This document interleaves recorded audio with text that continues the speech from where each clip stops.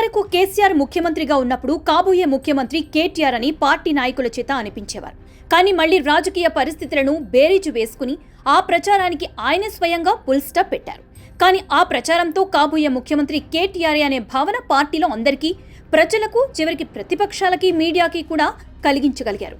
కనుక ఇప్పుడు కూటమి ప్రభుత్వంలో మంత్రులు, నేతలు కూడా నారా లోకేష్ ని ఉప ముఖ్యమంత్రిగా ప్రమోట్ చేయాలి, కాబోయే ముఖ్యమంత్రి ఆయనే అని చెబుతుండటం కూడా అటువంటి ప్రయత్నమేనా అనే సందేహం కలుగుతుంది. నారా లోకేష్ ముఖ్యమంత్రి కావాలని చంద్రబాబు నాయుడు, టీడీపీ నేతలు కోరుకోవటం సహజమే. కానీ అధికారంలోకి వచ్చిన ఏడాది పూర్తి కాకముందే ఇటువంటి సున్నితమైన అంశంపై బహిరంగంగా ఎవరికి తోచినట్లు వారు మాట్లాడుతుండడం కూటమికి చాలా ప్రమాదకరం.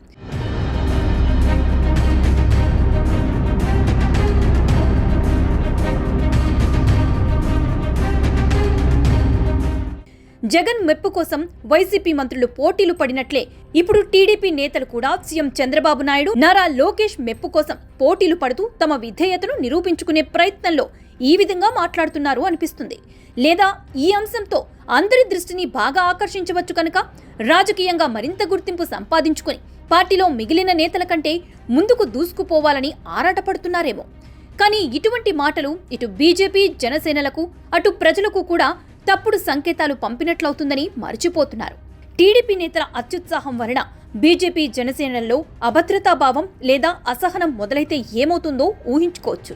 కూటమిలో చిచ్చు రగిలించాలని విఫల యత్నాలు చేస్తున్న వైసీపీకి టీడీపీ నేతలే కూటమిలో అగ్గి రగిలించి అందిస్తే దానిని కార్చిచ్చుగా మార్చి కూటమిని భస్మం చేయకుండా ఊరుకుంటుందా?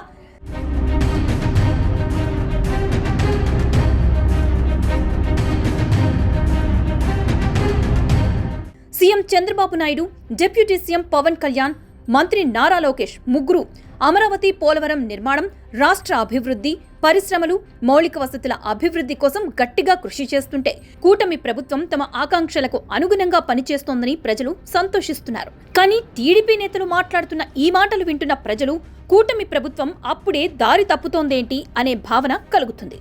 ప్రజల్లో మళ్లీ భయాందోళన రేకెత్తిస్తున్నాయి. కనుక సీఎం చంద్రబాబు నాయుడు, నారా లోకేష్, పవన్ కళ్యాణ్ ముగ్గురు కూడా తక్షణమే తమ పార్టీల నేతలను కట్టడి చేయటం చాలా మంచిది, చాలా అవసరం కూడా.